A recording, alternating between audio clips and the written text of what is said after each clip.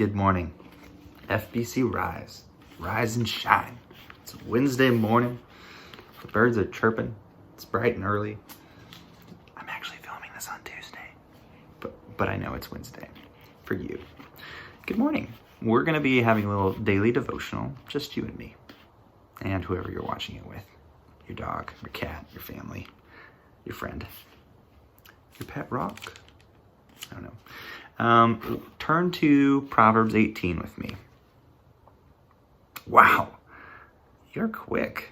You're already at Proverbs 18? You know your Bible verses, chapters, books. Okay, Proverbs 18. So there's a couple things to talk about in Proverbs 18, and I'm going to focus mostly on the mouth. So this whole chapter is a contrast between the upright and the wicked. That's literally the title of this thing. And we're going to look at how the Bible talks about the wise man's mouth opposed to the wicked, or they sometimes say foolish mouth, foolish man's mouth. Okay, read with me. Proverbs 18:1. He who separates himself seeks his own desires, or desire. He quarrels against all sound wisdom. Have you guys ever went tooth and nail or just hung on this idea or concept that you claimed was true, even though you knew it was not, and you found out halfway through someone else trying to convince you otherwise that it was true or false, and you're like, I don't want to look dumb, so I'm going to hold on to this truth of mine, and it's super dumb. I've done it on occasion, and I feel like an idiot halfway through because I'm like, oh no, they're right. But they're saying here that he who separates himself seeks his own desire. So that was me. I wanted to look nice and good. And he quarrels against all sound wisdom. And then it says here in the second verse, a fool does not delight in understanding. Oof, ouch. Didn't want to hear the truth. They don't care about actually understanding wisdom. If you keep going here, a fool does not delight in understanding, but only in revealing his own mind. Double whammy. I just like to hear the sound of my own voice. I don't care that someone else has a good point to say. I don't care about learning. All I care about is hearing the sound of my own voice. Ouch. Doesn't that sting a little bit? Can you think to times where you weren't paying attention or listening at all to someone and you were just waiting to speak, and then they stopped talking, you had no idea what they said, and you just kept saying whatever you wanted to say? That's what it's talking about here. That is a fool. You don't want to be a fool. No fool. We're going to skip around now just to another one.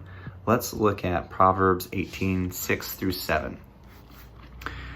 A fool's lips bring strife, and his mouth calls for blows. A fool's mouth is his ruin, and his lips are the snare of his soul. Okay, so in this one, little self-analyzing here. Be honest with yourself. Do the words that you say, does your mouth, does it bring pain, strife? Does it bring pain to people around you? Are you uplifting, or are you mean? Are you a mean person? Do you say kind words? Do you bring, opposite of pain, strife would be healing and nourishment. Do you bring nourishment with your words? Are you encouraging, or are you just destructive? What's the other one there here? A fool's mouth is his ruin. It's not even that you're just being mean to others.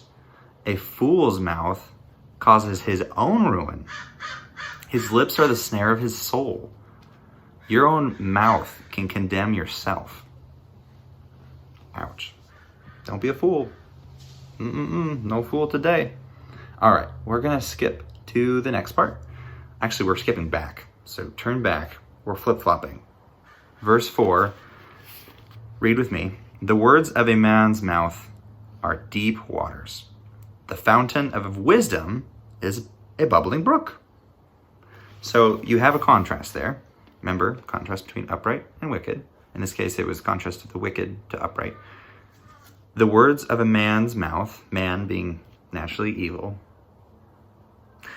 are deep waters. Now, when you think of deep waters, unless if you're like a deep sea fisherman, you normally think of drowning. Like you can't swim because they're too deep. Like you can't touch the floor. Your feet are dangling forever and ever. And then eventually you get tired and you just sink and sharks snag you. That's what it's talking about here. However, the fountain of wisdom is a bubbling brook. And when you think of a bubbling brook, you don't usually think of sadness. Bubbling sounds happy and friendly and fun. So bubbling brook is what typically it's nourishing, it's refreshing, it's great. Do your words make it feel like you're drowning to people, or do they feel like, what a refreshing conversation with Billy Bob Joe? You know, he was so encouraging. The things he had to say, the insights I gained, the wisdom, that was so encouraging. What a blessing. Thank God for Billy Bob Joe. Is that you? Does your mouth do that?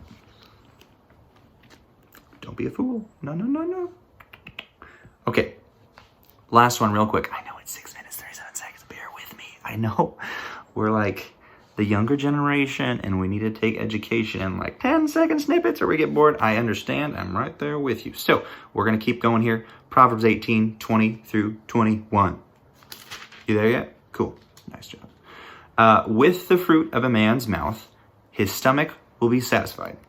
He will be satisfied with the product of his lips. Death and life are in the power of the tongue, and those who love it will eat its fruit. Let's just break it down a little bit here.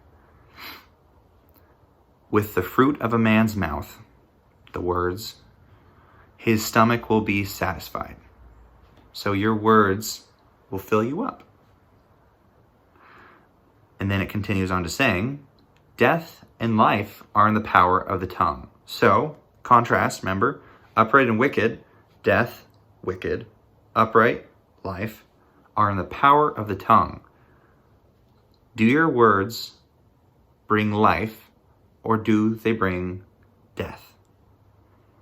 And keep in mind here, it just said that the fruit of a man's mouth, his stomach will be satisfied. So are you satisfied with life or death?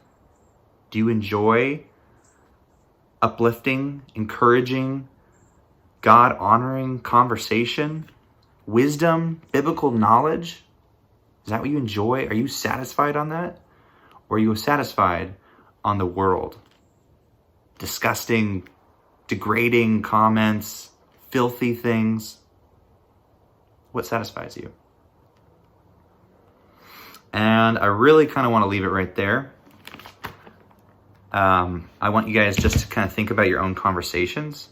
I know the mouth is one of the most scary things. I think they call it untamed mouth is a bad thing somewhere in there, somewhere in here.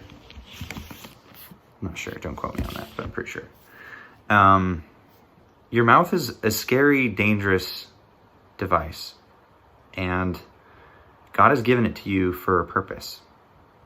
Don't use it for death and destruction. Don't cause people pain.